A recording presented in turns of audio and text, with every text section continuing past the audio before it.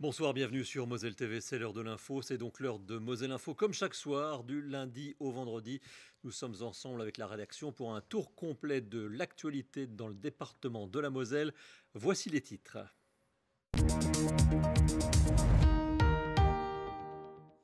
Alors que les clients sont de retour dans leurs établissements, les restaurateurs sont contraints de réduire les services et les couverts, faute de personnel. En Moselle, un peu plus de 4000 emplois sont à pourvoir dans cette filière. Le mois de mai n'est pas encore terminé qu'il est déjà entré dans le livre des records à cause des températures largement au-dessus des normes de saison. Conséquence, la sécheresse fait planer une menace sur les cultures. Législative, dans un peu plus de 2 semaines, c'est le premier tour des élections. La Moselle et ses 9 circonscriptions mobilisent 79 candidats, dont la moitié à Metz. Parmi eux, Esther Lec, dans la première circonscription. Elle défend les couleurs de la NUPES. La météo, temps mitigé et frais ce week-end. Samedi matin par exemple, il ne fera pas plus de 7 degrés et pas plus de 18 degrés dans l'après-midi. Pas mieux pour dimanche, avec en plus un petit vent frais. René Anne nous en dira davantage une fois que nous aurons développé les titres de l'actualité de ce vendredi 27 mai.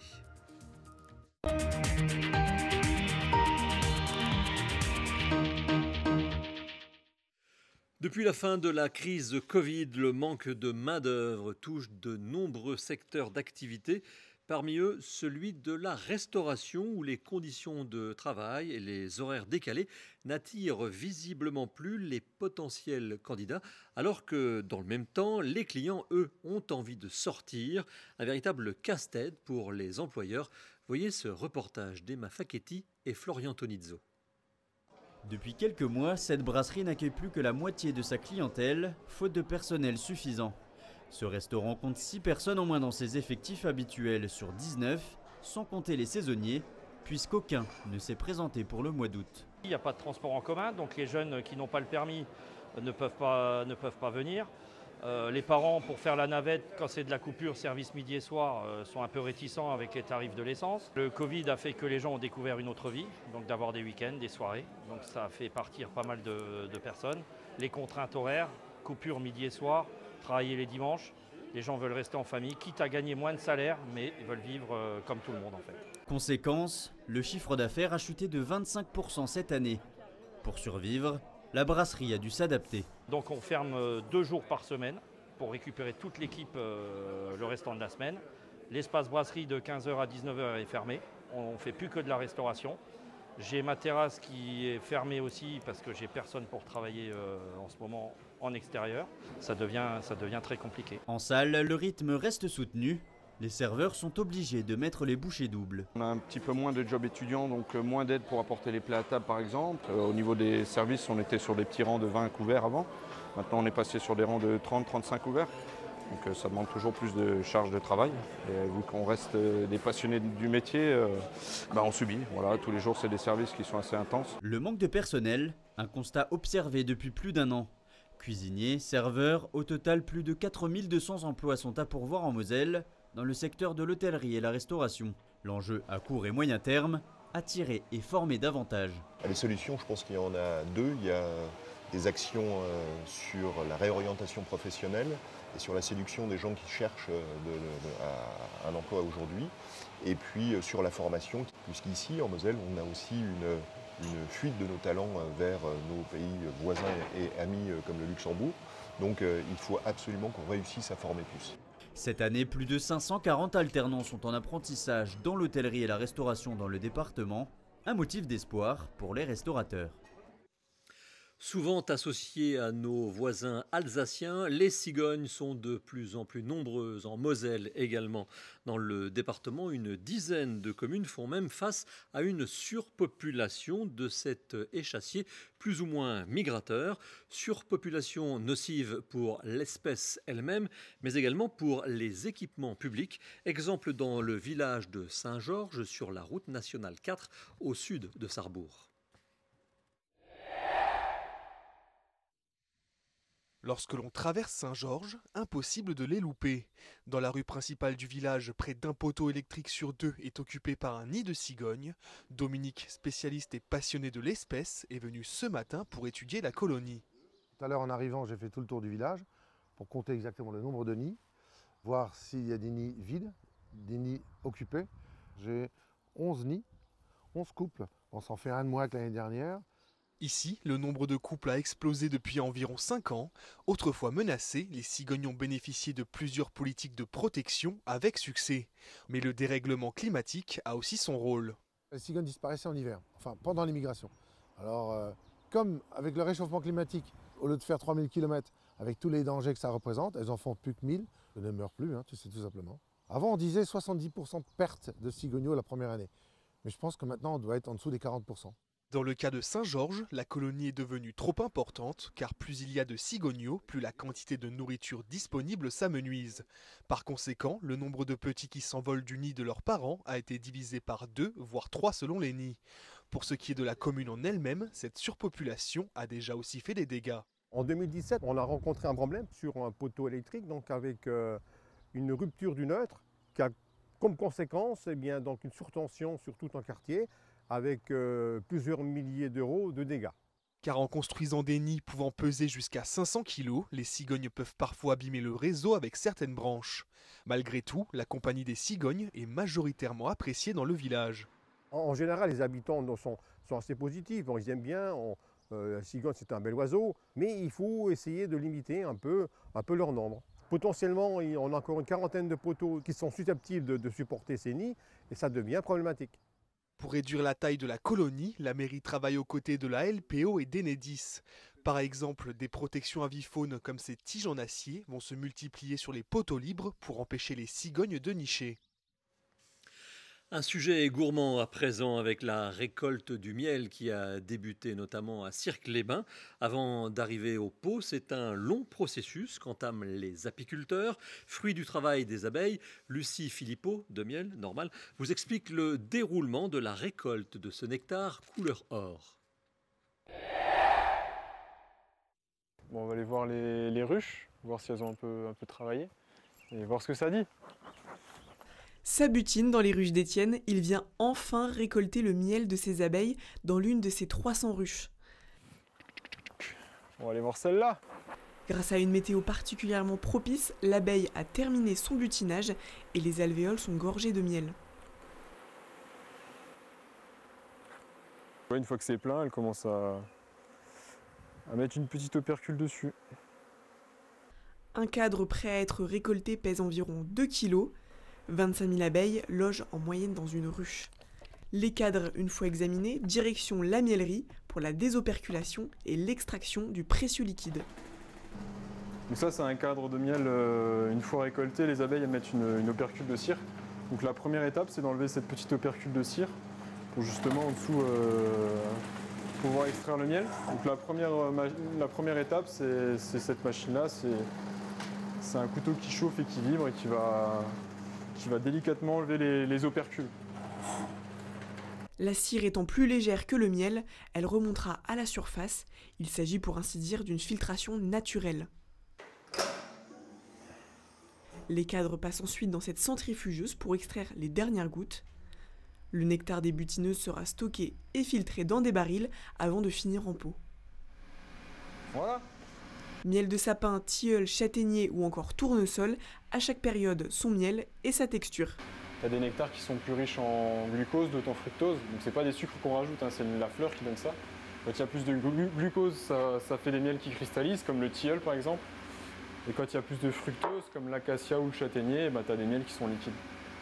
Étienne attaquera la récolte du miel d'acacia la semaine prochaine. Chaque vendredi, la rédaction de Moselle Info vous propose d'aller un peu plus en profondeur sur un sujet d'actualité. C'est le grand format.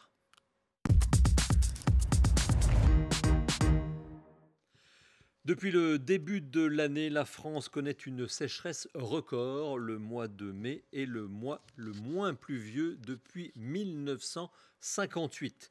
Pour les agriculteurs, l'heure est à l'urgence. Les cultures de printemps ont été fortement impactées. Reportage en grand format de Florian Tonizzo. Sébastien est le propriétaire de cette parcelle de tournesol semée début avril. Le développement de cette culture est assez lent en raison de la faible quantité de pluie tombée ces derniers jours dans la région. On arrive à 5 paires de feuilles sur des plantes très très courtes. Normalement, on devrait avoir des plantes qui font environ 50 cm. Et là, on a des plantes pour le moment qui ont un développement limité, surtout en hauteur. En Moselle, il y a une absence d'irrigation en grande culture. Donc on est à la merci des pluies estivales pour ces cultures qui permettront, aujourd'hui tout est permis en termes de rendement sur des parcelles comme ça, mais une sécheresse estivale serait catastrophique et pour le moment rien n'est acquis. Ces tournesols, censés fleurir au mois de juillet, manquent de réserves d'eau et devront être arrosés en continu pendant toute la période estivale. Car si les cultures d'hiver devraient être épargnées, celles de printemps, comme cette parcelle de 14 hectares, sont menacées. Les cultures de printemps, pour le moment, ont des séquelles irréversibles liées à la sécheresse, notamment les orges de printemps et les pois. On a eu un démarrage végétatif assez lent, avec des températures fraîches en mars et un excès d'eau à la mi-avril, très court mais très violent. Les cultures ont été stressées et on est passé tout de suite après en une situation presque de sécheresse. Donc les cultures de printemps, pois et orges de printemps, sont très impactées cette année avec des séquelles irréversibles. Et les cultures d'été, notamment les maïs et tournesols, dont les pluies estivales seront déterminantes. Si les plantes n'arrivent pas à faire un développement végétatif et faire leur cycle, le rendement peut être impacté quasiment de moitié, voire même davantage. Même s'il est tombé l'équivalent de 15 jours de précipitations ces dernières 48 heures, le déficit de pluie estimé est de 30 à 40% depuis le 1er janvier. Même les pluies qui sont tombées ces derniers jours ont été bénéfiques pour les cultures, comme ici pour le blé. On voit qu'il y a quand même quelques disparités, mais globalement ces précipitations ont permis d'améliorer la croissance des épis de blé. Ce qu'on observe, c'est surtout notamment depuis quelques années, depuis 2015, où on a des précipitations par exemple qui arrivent d'un coup, subitement, et ensuite on a de longues périodes de sécheresse qui peuvent durer plusieurs semaines, voire parfois plus d'un mois ou plus de 2 mois, selon les années. Et tout d'un coup, à nouveau, on a de fortes pluies, ce qui fait que les cultures, par le passé, elles étaient plutôt adaptées à des précipitations régulières, ce qui n'est plus le cas maintenant. Donc du coup, on peut avoir des problèmes sur les récoltes à venir. Le retour de la chaleur prévu la semaine prochaine devrait accentuer encore davantage ce phénomène de sécheresse, avec des températures allant jusqu'à 26 degrés jeudi prochain. Et alors que l'alerte sécheresse touche maintenant 23 départements français, la première ministre Elisabeth Borne a annoncé des mesures pour venir en aide aux agriculteurs. Toutes ces mesures sont consultables sur le site du Premier ministre. En sport, il faut bien l'avouer, c'est une petite surprise et une grosse déception pour les fans de Metz Handball que cette défaite dans le match aller comptant pour la finale du championnat de France hier soir, alors que tous les supporters étaient particulièrement confiants. Les joueuses d'Emmanuel Mayonnade se sont inclinées à Brest sur le score de 26-24. Certes, rien n'est perdu pour décrocher un 24e titre, mais d'ici à dimanche, les Messines devront retrouver la solidité défensive et leur efficacité offensive qui leur ont permis de marcher sur le championnat et de remporter 26 victoires pour autant de matchs. Rendez-vous donc dimanche après-midi pour la finale retour. Les vacances d'été approchent à grands pas et vous serez sûrement nombreux à séjourner dans des gîtes qui sont devenus dernièrement le type de logement préféré des Français et plus particulièrement les gîtes insolites qui sont les plus prisés. Une tendance qui incite de plus en plus de particuliers à se lancer sur ce marché. À Arbergue, un couple loue des cabanes perchées dans les arbres. Ghislain Schumacher y est grimpé. C'est sur ce terrain escarpé des contreforts vosgiens que René et Sylvie ont installé 2 cabanes perchées à une dizaine de mètres du sol. Au milieu des cerisiers, des sapins et des bouleaux, ces habitations ont été construites par le propriétaire lui-même. L'aspect construction, c'est un hobby pour moi, donc j'aime bien créer quelque chose en premier lieu dans ma tête et puis en deuxième lieu le réaliser par mes propres moyens. Alors l'idée de base c'était de réutiliser pas mal de matériaux que nous avions en stock et puis de faire quelque chose avec beaucoup de matériaux de réemploi, notamment des pierres, de l'acier et du bois. L'armature des cabanes par exemple provient de sapins malades qui ont été coupés sur le site. À présent, prenons un peu de hauteur. René et Sylvie nous emmènent à la découverte de la cabane de l'Écureuil, 15 mètres carrés tout en bois où règne une ambiance chaleureuse. On a vraiment envie que les gens se sentent à l'aise, qu'ils se sentent bien. On a envie de créer une ambiance cocooning avec le bois, mais avec une touche de modernité, les rideaux foncés. On a envie que les gens se sentent comme chez eux. Comptez 180 € pour une nuitée en immersion dans les arbres avec une vue imprenable sur les forêts environnantes. Pour l'aspect détente, la plateforme abrite également un sauna ou encore un bain nordique que René prépare pour ses clients du soir qui sont sur le point d'arriver. Bonjour, soyez les bienvenus aux cabanes de la Verrerie. Chloé et Hugo sont venus du pays de Beach pour vivre cette expérience et le couple est conquis dès son arrivée. J'ai trouvé le lieu super sympa, très beau. Vraiment, on est au milieu de la forêt, il n'y a personne autour de nous, on est vraiment seuls, donc c'est très agréable. Et ça nous permet de se dépayser le temps juste d'une nuit. Pour réserver une nuitée, mieux vaut s'y prendre à l'avance car les cabanes sont occupées quasiment tous les week-ends. Un pari gagnant pour René et Sylvie qui leur permet d'arrondir leur fin de mois et de préparer sereinement leur retraite. Nous sommes vendredi et comme chaque vendredi, la rédaction de Moselle Info vous propose sa sélection pour les événements du week-end. C'est l'agenda des sorties. Le week-end de l'Ascension se termine bientôt, alors pour profiter de ces derniers instants, voici 4 idées de sorties à faire seul, en famille ou entre amis. Pour commencer, on se donne rendez-vous au pays des briques. Les passionnés de Lego exposeront leurs plus belles créations à l'occasion de la manifestation Hot Bricks, un événement familial qui se déroulera ce week-end de 10h à 20h à la salle Maurice Chevalier à Amnéville. Envie d'écouter quelques notes de musique? Direction Sarreguemines, le concert de gala de la musique municipale se tiendra ce samedi soir à partir de 20h sur la scène de l'Hôtel de Ville, au programme des musiques classiques mais aussi des musiques de films. C'est le nouveau rendez-vous des passionnés d'automobiles d'époque, Metz Élégance Auto. Pour sa première édition, des dizaines de voitures de collection seront exposées place de la République à Metz, ce samedi de 10h à 18h, et cerise sur le gâteau, différents prix seront remis pour distinguer les bolides.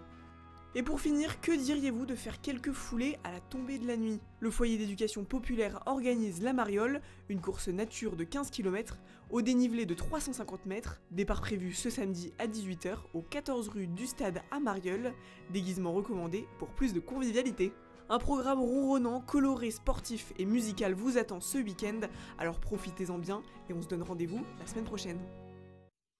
Et l'un des événements phares de ce week-end, c'est bien entendu le nouvel opus des 2000 choristes mené par Jackie Lox qui se produit ce soir, samedi et dimanche à Amnéville avec le spectacle Au bout de nos rêves. Ils rendent hommage à Jean-Jacques Goldman, guest star de cette nouvelle édition, la gagnante de The Voice Star, Anne Silla, mais également la voix de Johnny Hallyday, Jean-Baptiste Guégan. Alicia Hiblot leur a demandé ce que Jean-Jacques Goldman représentait pour eux. Et depuis ma tendre enfance, moi, j'écoutais Jean-Jacques Goldman, que ce soit dans la voiture avec mes parents, que ce soit quand on partait en vacances, enfin partout. Jean-Jacques Goldman, on l'entend partout, Jean-Jacques. C'est énorme, Jean-Jacques Goldman. C'est presque un membre de la famille pour certains. Bien sûr, mais il fait partie de la famille de tout le monde. Ouais. Ses chansons ont traversé des générations, que ce soit, je ne parle pas que de Johnny Hallyday, mais il a écrit pour plein d'autres. Il a écrit Aïcha aussi pour Khaled, voilà. Enfin, je veux dire, il a un palmarès quand même assez énorme. Jean-Jacques Goldman, c'est vraiment quelqu'un dont je suis particulièrement, je ne sais pas si je dirais fan, mais que j'admire particulièrement pour non seulement son humilité, mais aussi son écriture, quoi. Je crois que c'est un de nos plus grands auteurs-compositeurs.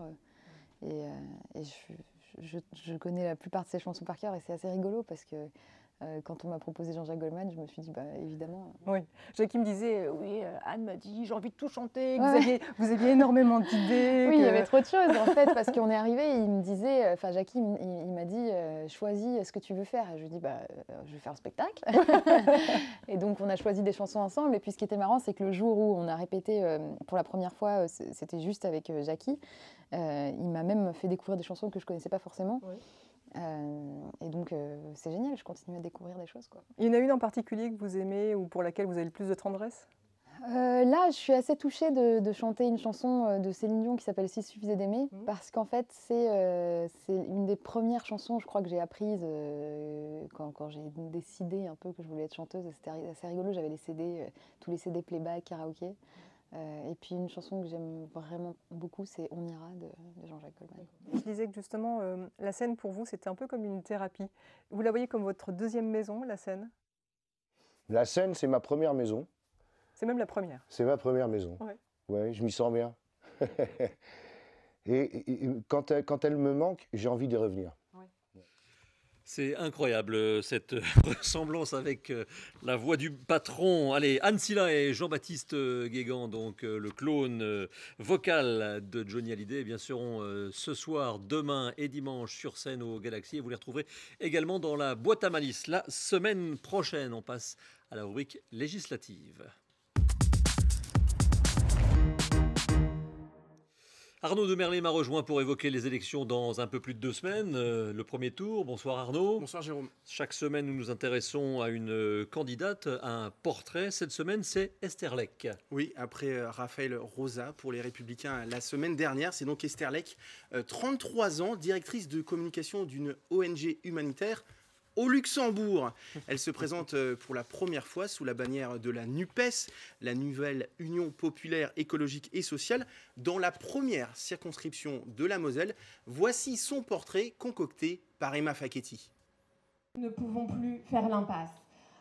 Sécheresse, inondations, des oiseaux qui tombent du ciel en Inde, des départements qui n'ont plus d'eau. Demain, ça va être très compliqué de respirer. Prendre la parole en public, c'est une simple formalité pour Esther Lech.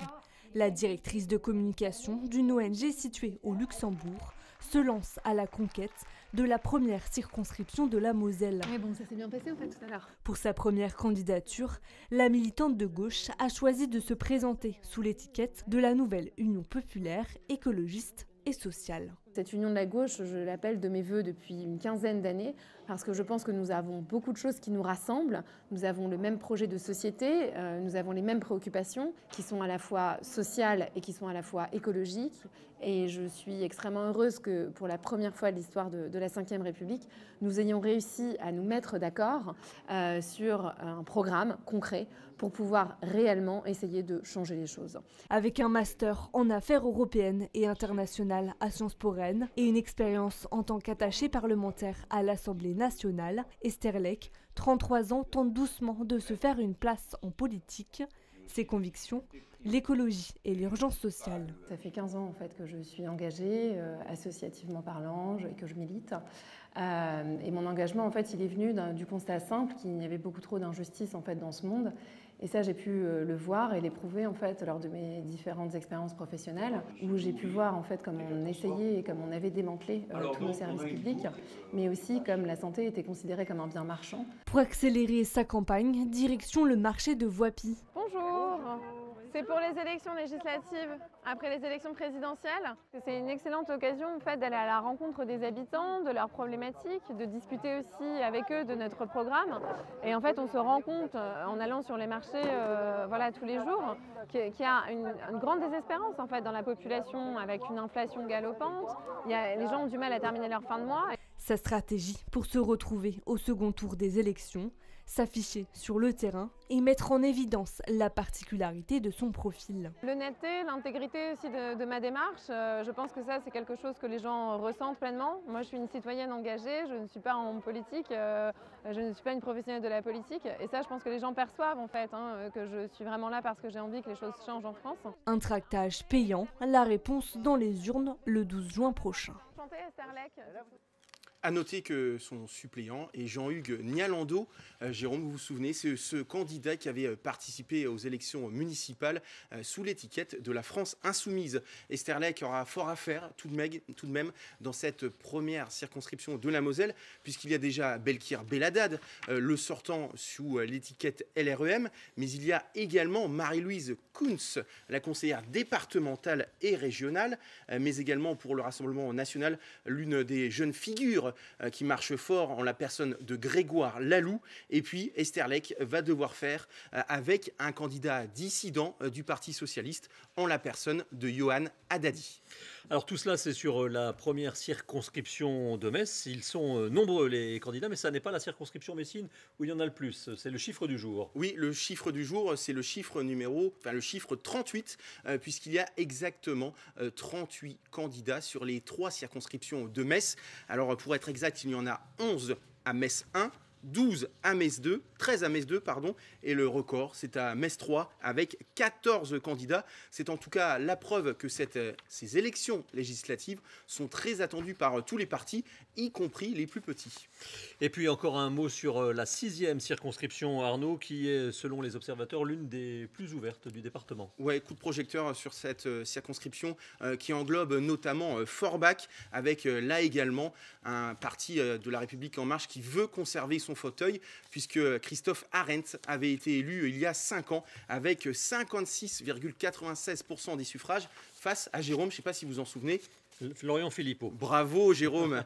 Donc c'était donc une belle victoire pour Christophe Arendt. Mais il y a du monde vraiment sur cette circonscription au départ en tout cas, puisque au niveau de l'extrême droite, ils sont 3 tout simplement, à commencer par Florian Philippot qui se représente, mais cette fois sous l'étiquette des Patriotes. Il y a également Éric Diligent pour Reconquête, le parti d'Éric Zemmour, et enfin Kevin Pfeffer pour le Rassemblement National, lui qui avait été au 2e tour des dernières élections départementales. À gauche aussi, Jérôme, il y a embouteillage. Oui. Puisqu'il y a le candidat de la NUPES, mais également sur cette circonscription, un dissident, puisque c'est Anthony Thiel, l'ancien directeur de cabinet de Laurent Kalinowski. Et puis, tout simplement, on peut dire que ces élections pourraient peut-être, pourquoi pas, tomber dans l'escarcelle des Républicains, puisqu'il y a Marc Friedrich qui a été investi pour le parti de la droite. Alors, Marc Friedrich, il n'est pas inconnu, puisque c'est l'actuel adjoint au maire de Frémin-Merlebach. Surtout, il est ancien commandant du centre de secours de Frémin-Merlebach, et il a achevé sa carrière, Jérôme, au SDIS, avec le grade de colonel. Très bien. En tout cas, tout semble possible dans cette circonscription. Nous suivrons ça évidemment dès le 12 juin avec Moselle TV, France Bleu et le Républicain Lorrain. Merci Arnaud. L'image du jour en forme de rappel, pas pour vous, mais pour toutes les autres têtes en l'air. Samedi, c'est en effet la fête des mères. Dimanche. Dimanche. Merci, heureusement que vous êtes là. Si Tim Gérard était là, il vous raconterait que les origines de la fête des mères remontent à la fin du 19e et du 20e siècle, du début du 20e, mais que c'est Vincent Auriol, président de la République, qui signe en 1950 un texte fixant la fête des mères au dernier dimanche de mai. Voilà, nous y sommes, n'oubliez rien, et surtout, s'il vous plaît, pas de cadeaux faciles, électroménagers ou parfum, c'est trop simple. Pensez à quelque chose d'un peu plus original. Voilà, c'est la fin de Moselle Info. Je vous retrouve avec grand plaisir lundi. Bonsoir.